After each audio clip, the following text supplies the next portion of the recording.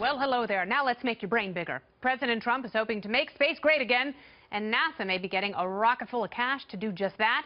A Trump advisor says the president is considering another manned mission out of Earth's orbit, which would be the first since 1972. A great year. Is that what the space agency should be focusing on? Let me welcome back theoretical physicist and professor of theoretical physics at the City College of New York, Dr. Michio Kaku.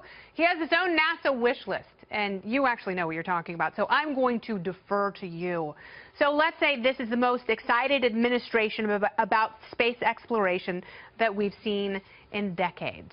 So where should we put our resources? Well, first of all, NASA has been criticized as being the agency to nowhere.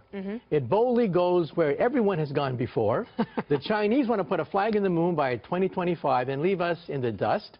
So here comes Donald Trump. He wants to fast-track the moon and the Mars program. Yeah. If we're going to be going to the moon anyway by 2021, why not go to the moon in his first term and in his potential second term on to Mars? All right, so, I took a class in high school called Science, Technology, and Society.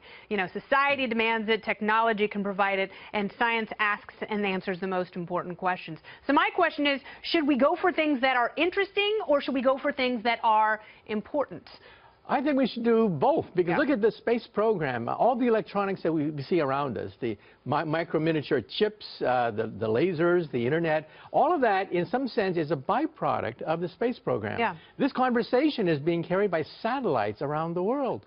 And so it's all because of the space program that made possible microchips, made possible the internet, space satellites, telecommunications. But that can be advanced further and faster by private space exploration. And, we've talked about a partnership between the government and some of these private companies, but the private sector, that's really where the innovation is, especially when there's a market that's asking and forcing these solutions. That's right. Take a look at Elon Musk. Here's a guy who comes in from nowhere and injects all sorts of energy, vitality, and vision that we haven't had in the space program. He wants to go to Mars by 2024. Is that at the top of your list? What's the most important thing? If you were going to sit down with the president and he said, all right, Dr. Kaku, what do we absolutely need to spend our money on, what would you tell him? Well, if I had a wish list as a physicist, I want to go to the stars. The first starship might be possible. We've looked at the numbers. We have a bank of laser beams that fire away at a parachute that carries a small microchip to near the speed of light. Wow.